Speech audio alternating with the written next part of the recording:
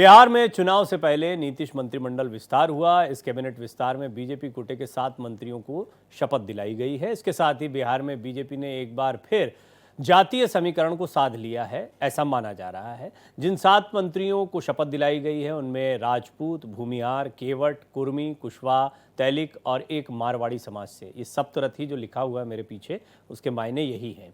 इस कैबिनेट विस्तार को बीजेपी के सोशल इंजीनियरिंग से जोड़कर देखा जा रहा है। माना जा रहा है आरजेडी और कांग्रेस की जाति जनगणना को लेकर चुनाव में जाति वाला गणित साधने की रणनीति का बीजेपी ने ये एक काट निकाली है। इस पर बातचीत करेंगे। दोनों ही पार्टियों के प्रवक्ता मेरे साथ होंगे, साथ ही साथ राजनीतिक विश्लेषक डॉक्टर संजय कुमार भी मेरे साथ होंगे। लेकिन आगे बढ़े उससे पहले छोटी सी रिपोर्ट देखिए। बिहार चुनाव से पहले नीतीश कैबिनेट का विस्तार हुआ। साथ ही बीजेपी ने बिहार के चुनावी पिच पर धमाकेदार बल्लेबाजी कर डाली। कैबिनेट विस्तार में बीजेपी के सभी 7 विधायकों को जगह मिली। राजभवन में राज्यपाल आरिफ मोहम्मद खान ने जिन नए मंत्रियों को शपथ दिलाई उसमें संजय सरावगी, सुनील कुमार, जीवेश मिश्रा, कृष्ण कुमार मंटू, विजय मंडल, राजू कुमार और मोतीलाल प्रसाद हैं। इस कैबिनेट विस्तार के जरिए बीजेपी ने जातीय समीकरणों को साधने के साथ ही क्षेत्रीय समीकरण को लेकर बड़ा दांव चल दिया, क्योंकि जिन 7 विधायकों ने मंत्री पद की शपथ ली उनमें एक राजपूत, एक भूमिहार, एक केवट, एक कुर्मी, एक कुशवाहा, एक तेली और एक मारवाड़ी समाज से है। एक तरफ जहां आरजेडी और कांग्रेस जाति जनगणना को लेकर चुनाव में जाति वाला गणित साधने की कोशिश कर रही है, तो वहीं दूसरी तरफ बीजेपी ने मंत्रिमंडल विस्तार में जातिगत समीकरणों को साधते हुए सोशल इंजीनियरिंग वाला बड़ा खेला कर दिया। बीजेपी के रणनीतिकारों ने अपने 7 कदावर नेताओं को मंत्री पद की शपथ दिलाकर ये संदेश दे डाला कि अब बिहार के चुनावी समर में इनके 15 नहीं बल्कि 21 मंत्री विपक्ष को टक्कर देते नजर आएंगे। बीजेपी की इस रणनीति का विधानसभा चुनाव में कितना जादू चलता है ये तो वक्त बताएगा, लेकिन बीजेपी ने कैबिनेट विस्तार के जरिए विधानसभा चुनाव में अपनी स्थिति मजबूत करने के लिए बड़ा दांव जरूर चल दिया। Bureau report, Bharat express.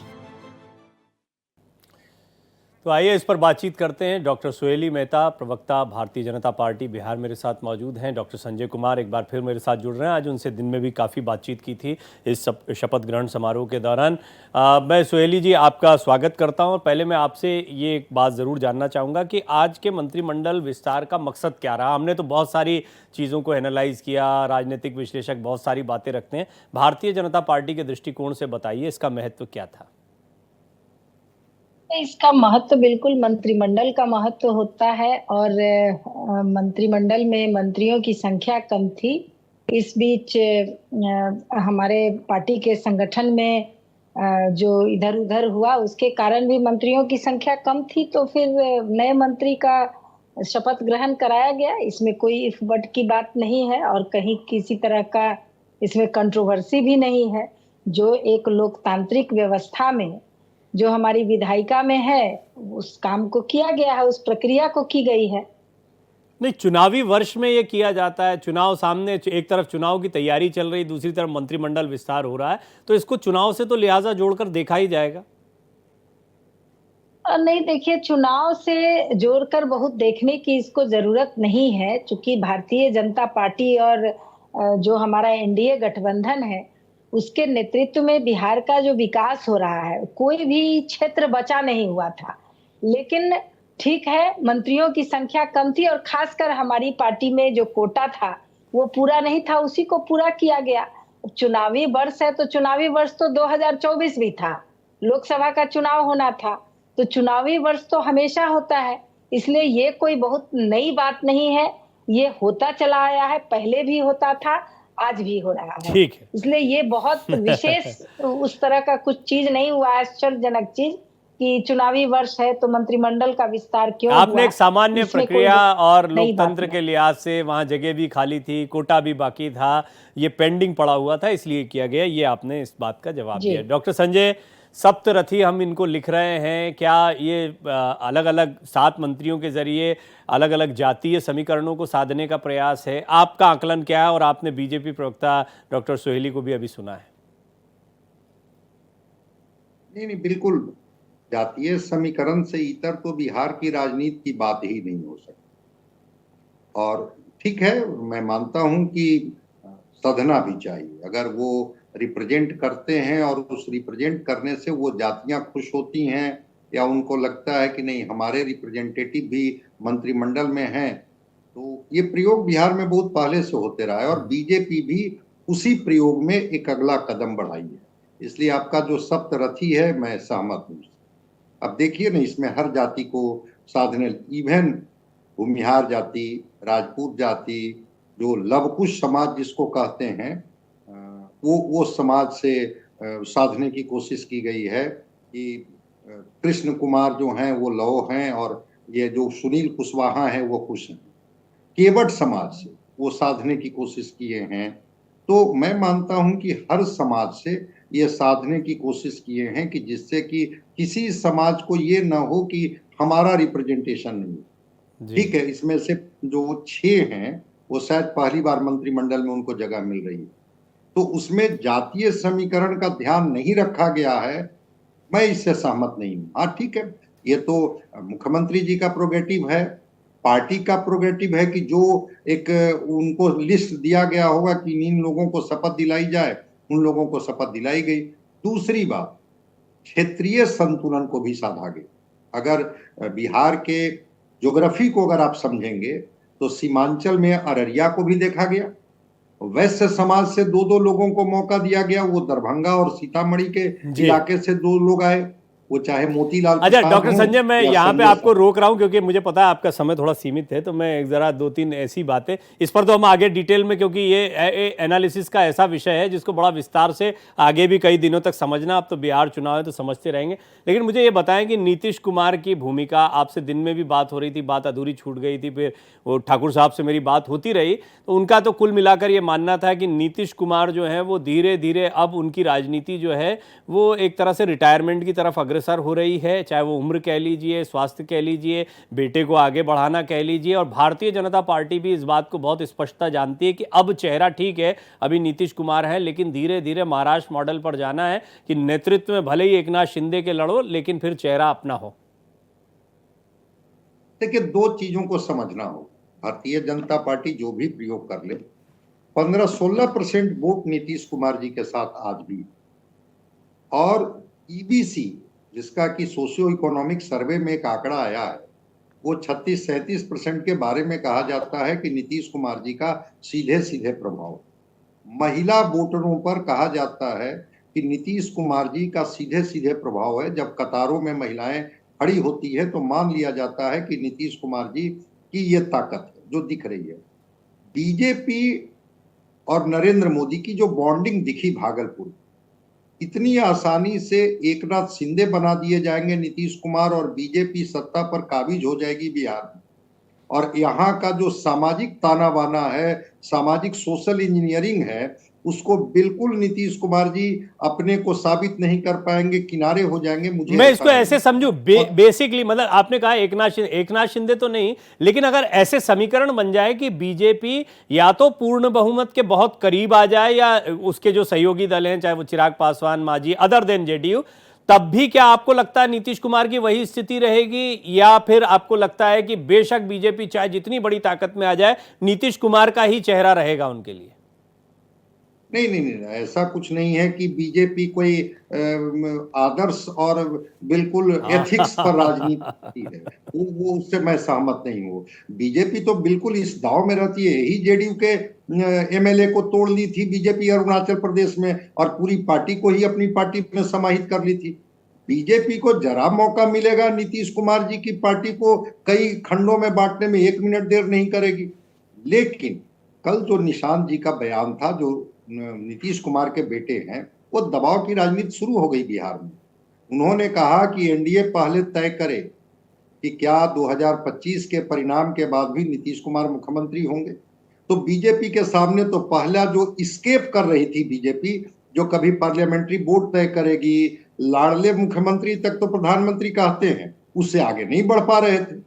लेकिन निशांत ने तो खोल दिया मामला कि भाई लाडले वगैरह कहने से काम नहीं चलेगा, 2025 के मुख्यमंत्री नीतीश कुमार होंगे कि नहीं होंगे, इसको मैं भी आपको बताऊं, देखिए स्पष्ट मुझे करना बार बार आपको याद होगा, दिन में भी मैं महाराष्ट्र का जिक्र, महाराष्ट्र में तो बकायदा कहा गया था कि हम एकनाथ शिंदे के नेतृत्व में चुनाव लड़ रहे हैं। बाद में नेताओं ने कहा नेतृत्व का मतलब यह नहीं होता है कि जीतने के बाद वो मुख्यमंत्री बनेंगे, ये भी बात हुई थी। डॉक्टर सुहेली, देखिए अभी यहां पर मैं बातचीत को इसलिए लाना चाह रहा था क्योंकि अभी कोई विपक्ष से मेरे पास प्रवक्ता नहीं है, तो हम बातचीत में कुछ सवाल जो उठ रहे हैं जेनरिक, वो सवाल आपके सामने रखते हैं। नीतीश कुमार और आपका जो संबंध है, आप, मैं जानता हूं आपकी सीमाएं हैं, आप क्या बातें बोलेंगे वो भी कुछ कुछ आइडिया है मुझे, लेकिन मुझे फिर भी बताएं कि भारतीय जनता पार्टी अपना प्रदर्शन महाराष्ट्र जैसा तो करना चाहती है, पूर्ण बहुमत के करीब तो पहुंचना चाहती है ना भारतीय जनता पार्टी बिहार में अपने दम पर। देखिए, सबसे पहले भारतीय जनता पार्टी की इस तरह की कोई मंशा रहती तो आप 1994 से जिस तरह से भारतीय जनता पार्टी और जनता दल यूनाइटेड का अलायंस चल रहा है, बीच में कुछ 1-2 साल का बस इधर उधर था, बाकी बहुत ही अच्छे से, बहुत ही समरसता के साथ हम लोगों की सरकार चल रही है। इस तरह की अगर बीजेपी की मंशा रहती तो पिछले 2020 के चुनाव में 43 सीट आया था, लेकिन हमारे शीर्ष नेतृत्व ने, भारतीय जनता पार्टी के शीर्ष नेतृत्व शुरू से कहते रहे कि हम नीतीश जी के नेतृत्व में चुनाव लड़ रहे हैं और हमारे नेता यही हैं, और बिहार में एनडीए के नेता होने के नाते उन्हीं के नेतृत्व में चुनाव लड़ा गया और उन्हें मुख्यमंत्री के रूप में भी सामने रखा गया और मुख्यमंत्री वो हुए भी। और बिहार को उनके जैसा मुख्यमंत्री न पहले कभी मिला था न और आगे कभी मिलेगा, ये भी भारतीय जनता पार्टी भी कहती है और पूरा एनडीए कहता है।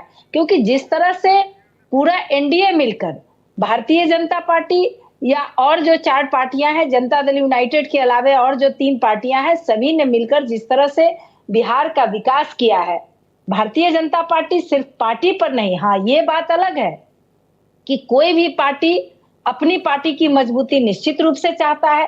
क्यों नहीं भारतीय जनता पार्टी चाहेगी कि हमारी एकदम बिल्कुल अकेली की सरकार हो, बिल्कुल बहुमत आना चाहिए, हर पार्टी को आना चाहिए। ये जनता दल यूनाइटेड भी सोचेगा, ये हर पार्टियां सोचती हैं। जो आज नई पार्टी आई है वो भी 243 सीट पर खड़ा करके और चाहती है कि हम अपनी सरकार बना लें। तो ऐसे में भारतीय जनता पार्टी एक राष्ट्रीय पार्टी है, विश्व की सबसे बड़ी पार्टी है, तो उसका अगर ये सोचना होगा कि हम अकेले दम पर पार्टी अपने बिहार में सरकार बनाए या पूरे देश में सरकार बनाए, तो इसमें बहुत बड़े आश्चर्य की बात क्या है। लेकिन हम सब एनडीए के जितने भी घटक दल हैं, सभी एक दूसरे के साथ कंफर्टेबल हैं और बिहार के जनता के विकास की चिंता करते हैं। और जिस तरह से बिहार विकास की पटरी पर लगातार दौड़ रहा है, इसमें किसी से किसी को कोई प्रॉब्लम नहीं है। और हम बहुत ही आराम से आदरणीय नीतीश कुमार जी के नेतृत्व में पिछला चुनाव लड़े और आगे भी चुनाव, अगला जो 2025 का चुनाव है, इसको भी लड़ेंगे। और रही जातीय नहीं, आऊंगा उस पे आएंगे विषयांतर हो जाएगा, विषयांतर हो जाएगा। डॉक्टर सुहेली, विषयांतर आपने बहुत व्यवस्थित तरीके से बहुत बढ़िया बात रखी, मुझे बहुत अच्छा लगा, मैं बड़े गौर से सुन रहा था क्योंकि आपने मेरे सवाल को एग्जैक्टली एड्रेस किया। मतलब ज्यादातर मैं देखता हूं प्रवक्ताओं से कुछ पूछो कुछ जवाब देते हैं, आपने ठीक वो बात कही जो मैं जानना चाहता था आपसे। और मुझे अच्छा लगा कि आपने बड़ी ईमानदारी से कहा कौन पार्टी नहीं होती जो अपने आप को मजबूत करना चाहेगी पूर्ण बहुमत। अब मुझे ये बताइए, पार्टी भी सोच रही है कि अब मुझे ये बताइए, सीट पर हम अपना नहीं मैं जानना कैंडिडेट खड़ा करें और अपनी सरकार बना लें। मैं ये जानना चाह रहा था, भारतीय जनता पार्टी पूरे विश्व की सबसे बड़ी पार्टी है, जी, तो वो क्यों नहीं चाहेगी। बिल्कुल ठीक, आपने सही बात बोली। दूसरे के साथ कंफर्टेबल हैं। हम आदरणीय नीतीश कुमार जी को नेता मानते हैं। आदरणीय नीतीश कुमार जी बिहार को अपने नेतृत्व में पूरे मेरा एक सप्लीमेंट्री क्वेश्चन है, मेरा एक सप्लीमेंट्री क्वेश्चन है, उनके पास मिशन है और उनके साथ हम सब सहयोग कर रहे हैं। डॉक्टर सुहेली, सरकार चलाने में हम सबकी सरकार चल रही है। मैं कह रहा था कि महाराष्ट्र मॉडल यहां लागू नहीं होगा, इस बात की हालांकि कोई गारंटी की बात नहीं, तो चुनाव है, राजनीति है, इसमें हर पार्टी, आपने कह ही दिया है, हर पार्टी चाहती है उसकी ताकत बढ़े। लेकिन आपको लगता है कि अगर आपका पूर्ण बहुमत आता है तो फिर दबाव होगा कि कोई चेहरा भारतीय जनता पार्टी से हो? अपनी अपनी मांग होती है, अपना अपना तरीका होता है, हर राज्य की अपनी परिस्थिति होती है। लेकिन बिहार में आपने देखा है पिछले 20 साल से हम सब एक साथ बिना किसी को धोखा दिए हुए पिछले 20 साल से हम लोग बिहार के विकास के लिए, यहाँ पर स्थिति ये है कि हमारा एनडीए जो है वो बिहार की जनता के विकास के बारे में सोचता है। नहीं, मेरे सवाल का इसलिए जवाब आप दीजिए ना। अभी लगातार अभी देख रहे मैं होंगे मैं कि मैं तो किस जानना तरह ये का चाह रहा हूं बिहार कि था क्या और पूर्ण आज बहुमत जिस पर तरह आप से आए, बिहार के हर बीजेपी का क्षेत्र में चेहरा हो सकता है या विकसित हो रहा नीतीश है कुमार ही बिहार। चेहरा होंगे? नीतीश कुमार ही चेहरा होंगे, बीजेपी का भी चेहरा हो सकता है?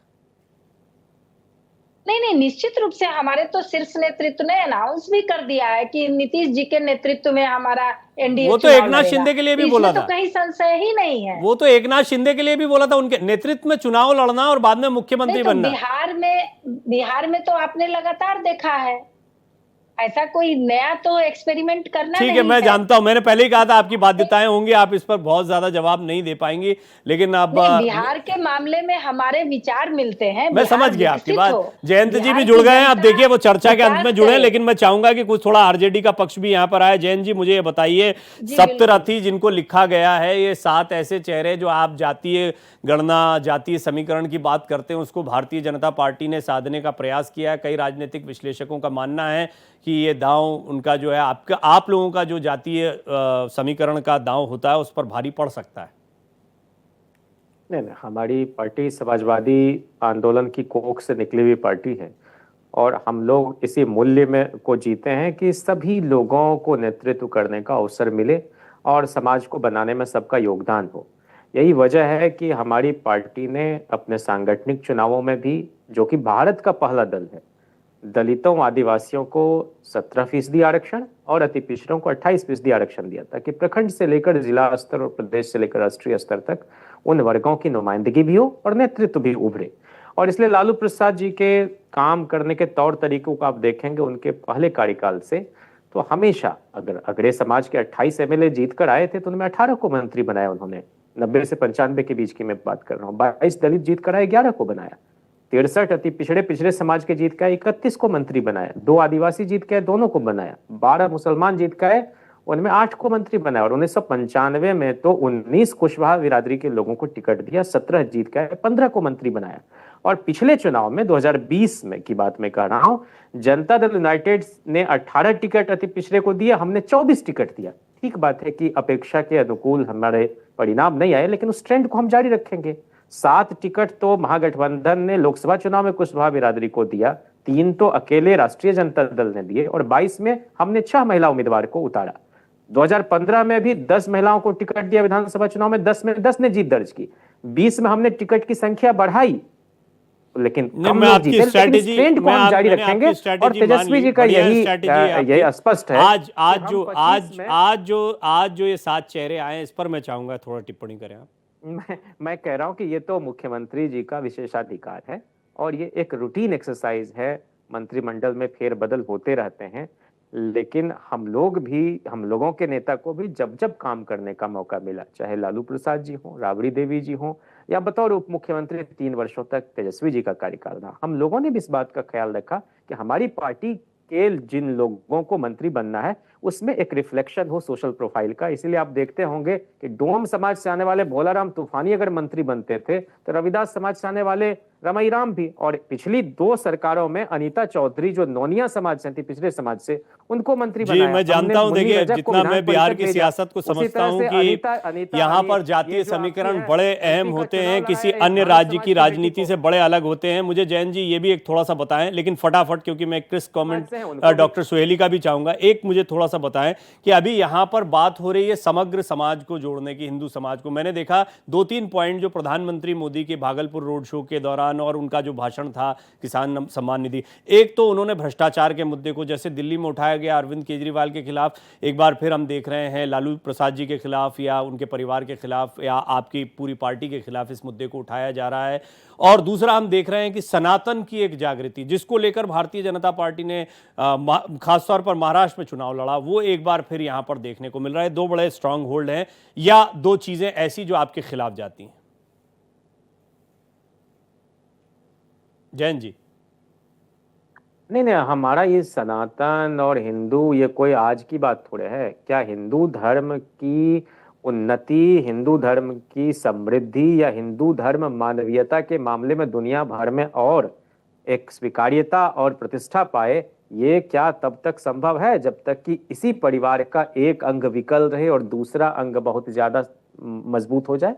अरे मुखिया मुखसों चाहिए, तुलसीदास का है, मुखिया मुखसों चाहिए, खान पान को एक, पालत पोसत सकल अंग, तुलसी सहित विवेक। इसलिए डॉक्टर लोहिया ने जो कहा कि हम प्रकृति का नियम चाहे जो भी हो, मनुष्य का नियम होना चाहिए समता। और इसलिए हमारी पार्टी जब बनी राष्ट्रीय जनता दल के रूप में, कमेंट अच्छा लगा मुझे, मैं इसको आगे के लिए याद रखूंगा। लेकिन डॉक्टर सोहेली चलते चलते अनुत्तरित ना रह जाए, इसलिए आपका एक शॉर्ट कमेंट चाहूंगा क्योंकि हम क्लोजिंग की तरफ बढ़ रहे हैं।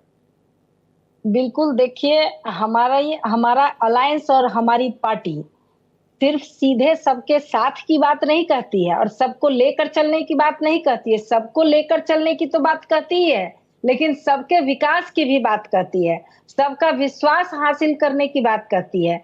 इसलिए हमारी जितनी भी योजनाएं हैं उसमें किसी जाति और धर्म को अलग अलग करके नहीं दिया गया है। अब जिस पार्टी की सरकार ने विकास के बारे में कभी सोचा ही नहीं, तो उसको क्या समझ में आएगा कि किसको ज्यादा मिल रहा है, किसको कम मिल रहा है। ठीक है, हम लोग के यहाँ ना तो ये तो सबको समान बिल्कुल मिल जैसे रहा कहते हैं है। ना, कोई चीज की हमारी एंडिंग हो रही हो, पार्टी और वो एक हमारे नया अलायंस स्टार्ट में होता बिहार है। के यहाँ विकास से तो की आप जो लोगों की गाथा चर्चा शुरू होगी और विश्वास करिए आने वाले दिनों में कई ऐसी चर्चाएं हम और करेंगे। लेकिन आज मुझे एक पॉइंट मिल गया है कि जातीय समीकरण जो है वो बिहार की सियासत में कितने इंपॉर्टेंट है, उसकी झलक आज देखने को मिल रही है। आप दोनों का बहुत बहुत धन्यवाद।